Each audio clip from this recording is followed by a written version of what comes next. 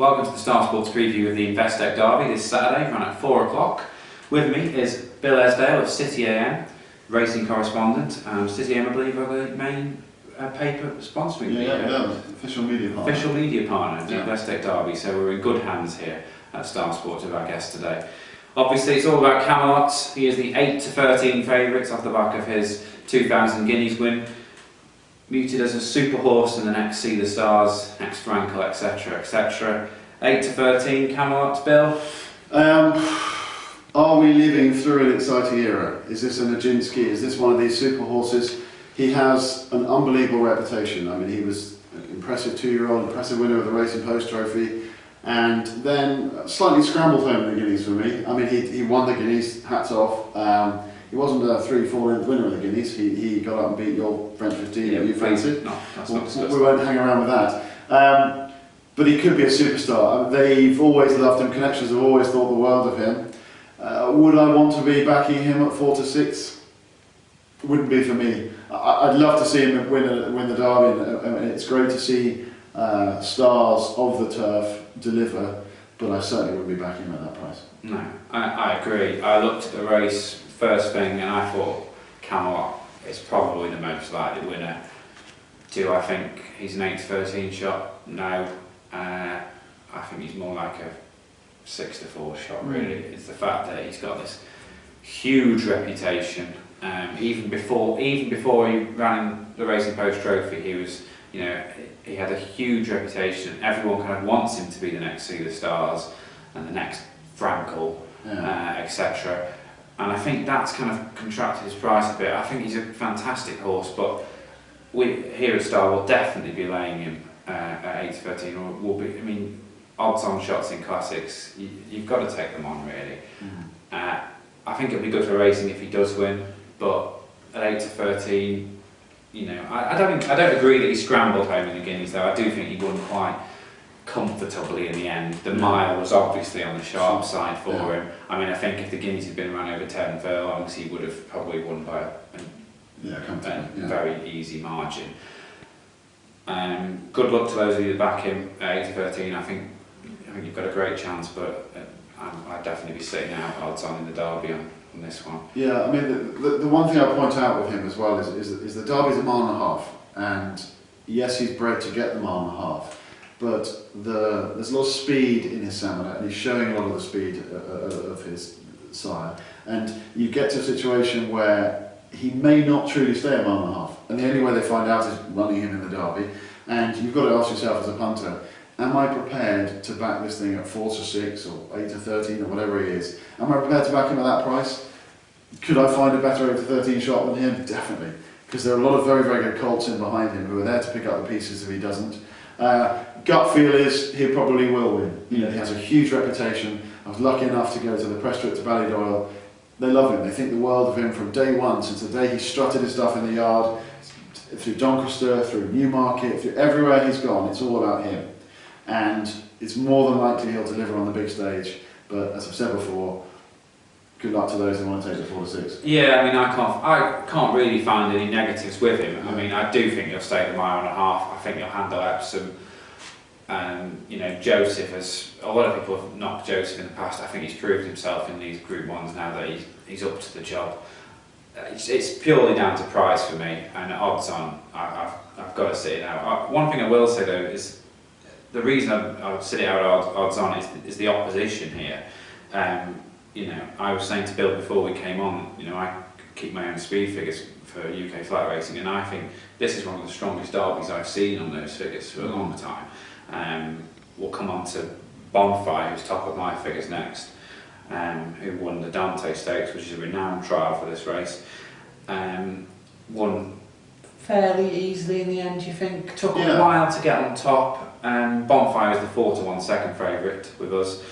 Only had 3 races. I think he's got a good chance, but again, it comes down to price for me. At 4-1, I think he's solid at 4-1, but I'm not rushing down to the local betting shop to back him. He's not the 8-1 he was 2 weeks ago, and that's the big thing with Bonfire. There's a danger in racing that we automatically fit horses for races, and because Bonfire won the Dante, which is a great stepping stone to the Derby, people say he's going to win the Derby.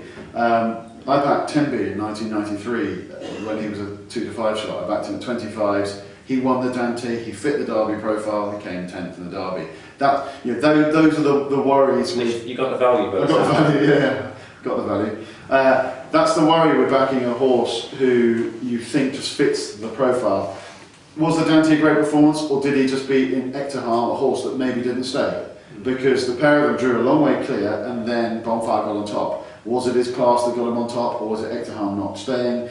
For me, I think he's natural second in. I wouldn't want to be backing him at 4 to 1. I think stamina is a big issue. I'm not so worried. A lot of people are questioning the temperament. He's a bit of a Jack the Lad, is what he's been described as.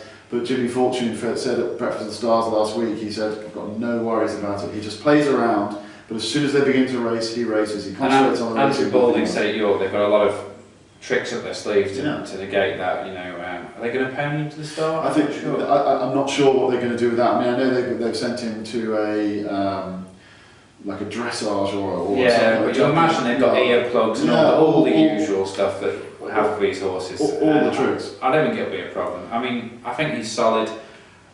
It's the same as Camelot. I can't really fault him. I think they are genuine first and second favourites for a Derby. I just think if you look down the list, there's a few others here that could surprise at bigger prices, and we'll move on now to the next in the betting, which is Main Sequence at 9 to 1. Again, David Lanigan's horse ran on the all-weather last time, and the Lingfield Derby trial, normally ran on turf. He's unbeaten in 4 starts. Does he interest you at price? He definitely does interest me. He definitely gets onto my shortlist. A, because I still think he's a bit of value. He's hugely improving. He seems to step up on everything he does, which I love in a horse. He just needs to step up. This is a big step. And that's the big issue. Is he quite Derby class? I'm not sure. He proved he stays the trip last time, you know, running over a mile and 4 at Lingfield. Admittedly, this will be run at a quicker pace and it's a different test. But if he stays, he's got a good temperament. Ted Durkin said he wouldn't want to swap him for anyone. He'll be right there. And for me, you know, he's one of the ones that's a bit of value. I think he's a contender. I agree. He is a strong contender, and I'd probably rather back him than the front two. The fact that he won on the all-weather, you know, doesn't really put me off because he's won on turf 3 times before that. You know, David Lanigan is a trainer really going places now. He's started to have a few good horses, and you know, I think in a few years you'll see D. Lanigan's name, you know, at the front 4 in the betting for these classics quite a lot. And this could be it. This could be the stepping stone. This could be the first Derby winner. The one thing to say about this horse as well is that he slammed Shantaram with John Gosden's at Lingfield, who was unbelievably fancied that day. I mean, I think he was 3s into 6 to 4. Huge reputation at home. Probably John Gosden's best 3-year-old colt at the time. Smashed to pieces. You know, and he won pretty easily that day. He's solid. Yeah, definitely. I couldn't put anyone backing him, and I think he probably arguably represents a bit of value against the front two if you want a bit of a bigger price. Move on to Astrology, who I know you're keen on, Mr. Ested. Very keen on, yeah. Astrology, of course, won at Chester in bottomless ground, won by half the straight, to be perfectly honest with you. He's 10 to 1 with us. Please explain why you're so keen on Astrology. I love Astrology. I think he's got all the right assets for a Derby winner. He is second string of Aidan O'Brien's, if not third string, if he runs. The big question mark with Astrology has been, are they going to save him for another event like going to Ireland for the Irish Derby, going to France for the French Derby? Astrology is straightforward. He was always going to be a 3-year-old. Aidan O'Brien said that, so you can slightly ignore what he did as a 2-year-old.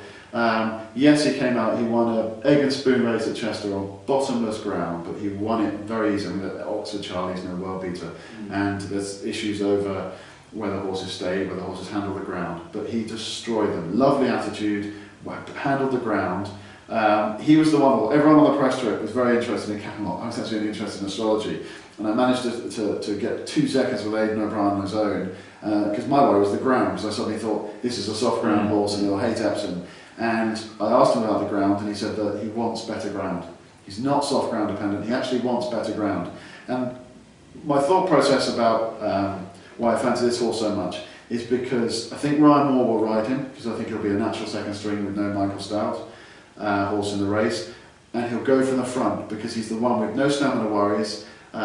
He'll commit quite a long way out, maybe at the 2-pole or wherever it may be, and it'll be a catch me if you can scenario, which we've seen Aidan O'Brien's horses do in the last few years. You know, Treasure Beach nearly stole the Derby last year. At First Sight the year before nearly nicked it when Workforce came and wore him down. Fame and Glory with See the Stars. These are all horses that were guaranteed stayers with lovely attitude that just tried to nick it from the front. And one thing I worry with Joseph possibly is there'll be a bit of a waiting game, because you won't want to commit too soon on a non-stayer in the Derby. You don't want to be taking over at the 2.5 pole. You want to try and wait. And we saw Ryan Moore at his best in the Guineas on Homecoming Queen. There's every chance he will commit at the 2 pole on Astrology, and they might not catch him.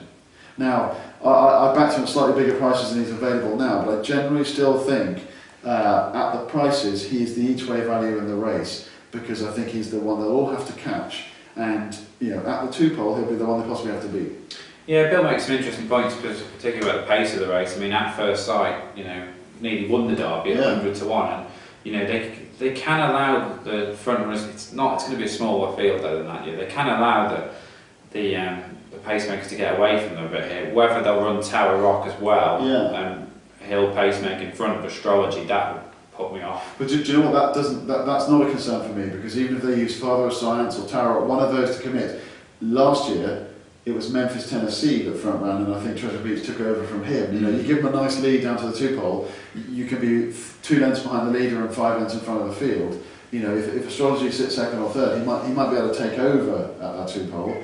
The other thing is Ryan Moore. You don't get a stronger jockey from the front, as he showed on Homecoming Queen, and not saying Richard Hills is retired. Yeah, not Richard Hills. But I'm not saying that the others are weak, but I'm just saying that here is a determined guy, a former champion jockey, who will drive this horse for all he's worth for the final furlong. And there's an argument to say if Ryan Moore had been on Treasure Beach last year, he might have won. You never know, he might have held on. And I just think that Astrology is the one they've all got to beat.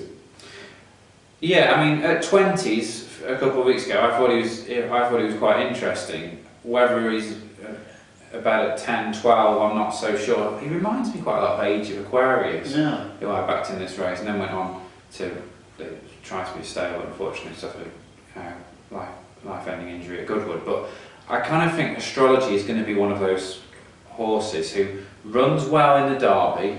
You know, you can see him making goal and probably getting run out of it for third ball, and then you know you'll see him going for the Ascot Gold Cup in a couple of years. I think that's where he could be a winner or come second in an Irish Derby afterwards. His form doesn't amount to a huge amount, and I think you know the 2-year-old form isn't tremendous. He didn't beat a lot at Chester. I mean, fun enough, that form though is very similar to Treasure Beach and First Sight and those, that kind of Irish nursery form almost. And you know, I think at 10s the value's gone. I think Bill, as a respected judge, obviously has backed him at a bigger price, but he wouldn't be an interest for me at 10. It's also worth pointing out that it's now Tuesday. He's entered in the French Derby on Sunday. It's a possibility both him and the next one we're going to come on to. Is Imperial Monarch still in the French Derby? I'm not sure, but there's a couple of these Aidan O'Brien horses that we're mentioning now that may run in the French Derby on Sunday. So it's worth keeping an eye on the news and stuff to see which races the Aidan O'Brien horses go for. We'll come on to Imperial Monarch, who's another Aidan O'Brien horse, as usual, runs as many as he can in this race. Won at the Curragh last year. I think it was it at the Irish Image meet? I think it was. Then went to Sandown for the Derby trial, which was ran in an absolute swamp. There was no two ways about it. I mean, that's, you know, we've got lovely weather now, but I mean, cast your mind back to that weekend in April, and it really was desperate ground that day at Sandown. Joseph O'Brien famously kind of went all the way around the outside. People thinking, what on earth is he doing? I mean, he must have travelled probably an extra 9 furlong more than his rivals. Came, but nearly ran on the path down the back where the cars go, and then came up the stand slide and straight, and ended up still winning quite comfortably in the end. Question mark for me whether he was actually flattered that day or not by running up the stand side, or whether. So I know some jockeys have said that Sandown that day they actually thought you didn't want to be on the stand side, and it was a fantastic performance. Yeah. What do you think, Bill? Yeah, I agree. I mean, he came the not now Cato route with the Eclipse all the way down the stand side rail on heavy ground, the worst ground I've seen at Sandown. The form, it's got a question mark. I mean, thought worthy, who we'll get on to in a minute, who you're keen on. I just worry about level of form. It was a bit, the horses found out at the 2 forward pole, and it was a little bit of a who's the fittest test, because fitness got them home, and Aidan O'Brien wouldn't bring a horse over who wasn't fully wound up. Form for me gets a question mark. Attitude, lots of ticks. It was interesting, a lot of jockeys said that was atrocious, the ground underneath, because I think the water naturally drains towards the stand side. So what could have been described as one of the worst rides of the season got described as one of the better rides, because if he'd been beaten half a length, everyone said he would have won by 5 lengths if he'd been down the centre. He knuckled down to the task. Ballydoyle tend to play their cards very late in terms of declaring which of the 5 they're going to run. A lot of people says if Aidan's got 1 winner, he won't run 5. I've got a feeling he might run 3. I think this guy will go, and I hope that Astrology will go with him too. Is he as good? I'd be disappointed if he finished in front of Astrology, let alone Camelot. I think he's a bit immature, and I don't think he's necessarily got the quality of his stablemates. Yeah, I kind of agree with that, really. He's not a betting proposition for me at 12 to 1. I can see why there's a bit of interest there. But I mean, the one I'm interested in, now we've covered the first few in the betting, we'll try and pick out an outsider, as we always do on these videos.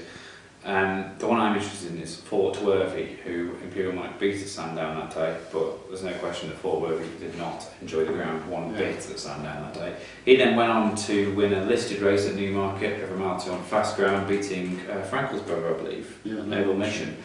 Yeah. He's 20-25 to 1 for this race, 20 with us, and I think he represents the value in the race. I've explained that I think Camelot and Bonfire are solid first and second favourites, but if one of them flops out for whatever reason, I can see Fort Worthy picking up the pieces. Trained by John Gosden, who's a fantastic trainer, ran a great time at Newmarket, really solid time, and I think he fits the typical John Gosden middle distance horse. He's had a few good 3-year-olds in recent years, most of which have gone on to win the same Ledger, and I think in all likelihood I'll probably do my money, he'll probably come 4th and probably go on and win the Ledger at 6 to 1. Mm-hmm. But I think his form isn't that far behind the likes of Main Sequence, Astrology and Imperial Monarch, if not equal to, really. 100%. And I can't quite understand how he's 20-25 to 1. You're about to shoot me down the flames. I'm about to tell you why. But I think, and at the moment, if I haven't had a bet in the race, but if I had to back anything, it would be Fort Worthy, and you're about to... I agree with you on form. He won first time up on soft ground, so the ground necessarily shouldn't have been against him at Sandown, even though it was bad ground. He won last week at Newmarket. I backed him, delighted with him. He scrambled home. You could have thrown a blanket over them, and in a race of that quality, you don't necessarily tend to see Derby winners in a blanket finish 2 weeks before the race. The concern is the way he handled the dip that day. He didn't handle the dip. He came there very strongly at the 2 pole at Newmarket, about to put the race to bed, and then wobbled. Wandered all over the place, ducked in, gave the Noble Mission et al. a bit of first run, rallied back to just get up in the shadows of the post. Great ride. William Buick got off him afterwards and said, hated everything about it, hated the undulations. I don't think they wanted to go the Derby route. The problem is the owner is an owner breeder, George Shawbridge, wanted to go the Derby route. At breakfast with the Stars, Buick said that there's a big worry and a big concern about this horse's ability to handle the cambers, the hill, the Tatman corner. I think he's got a lovely temperament. I just worry about him losing his balance. Now, horses can win round Epsom if they become unbalanced. They get away with it if they're very top class. I imagine of the filly of Aidan O'Brien's winning the Oaks in whenever it was. She came via the car park. I mean, she hated Tatman Corner, was last, and then straightened up and ate up the ground and got up. You've got to be a very good horse to do that. And I just worry about Thoughtworthy's ability to come down around Tatman Corner, handle the dip. Like you say, he might run on and finish 4th. I'd be amazed if he's any better than that. Yeah, I mean the one thing to go against some of what Bill said, I think he will have learned a lot from Newmarket. I mean, he won a maiden at Newcastle last year. I mean, the only other thing that puts me off is, I know it sounds a bit silly, but how many Newcastle maiden winners do you see winning the Derby? Yeah. You wouldn't have learned anything that day, you know, straight mile and soft ground. You wouldn't have learned a lot of sand down, he hated the ground. I mean, Newmarket was probably the first time you really learned how to race properly against good horses on fast ground. Probably even a mile two was on the sharp side for him. Yeah, I agree. I think this race, as you've alluded to, is going to be run at a very strong pace, So which is going to suit him, and yeah. it'll play into his hands because he'll definitely stay further than this in time. And you know, Gosden's probably got one eye on the ledger. And I just think when you compare his price to that of the O'Brien second and third strings and main sequence, I think at 25 to 1, he qualifies as a bet for me. I think we've covered any rags for you, Bill? Nothing really. I'll be very interested to see how Caballero gets on. Hayley Turner becomes wish her all the best. The second woman ever to ride the Derby. Obviously not good enough, but I don't think he'll be disgraced. I think he'll run on. I think Marcus Tregoning's horses are in unbelievable form this season. I think he'll run on past beaten horses. But for me, the race obviously revolves around Camelot, but I'm very sweet on astrology, and I think he'll be the one to give the favourite most to do. Yeah, I mean, I think in all likelihood, Camelot and Bonfire will probably fight the finish out, but you know, they're horses, not machines at the end of the day. And I think Fort Worthy is a nice each way bet and could make the frame, and you know, could even spring a surprise. So I think Camelot Bonfire to fire the finish, but they're not betting propositions at the prices, and I'll be backing Fort Worthy. Good luck whatever you back. All specials, all prices on all the Epsom races here at Star Sports, whether you want O'Brien to win both races, whether you want to back Camelot to win the Triple Crown, we've got everything here. Go to the website www.starsportsbet.co.uk or call us on 08000 521 321, and best of luck on Saturday.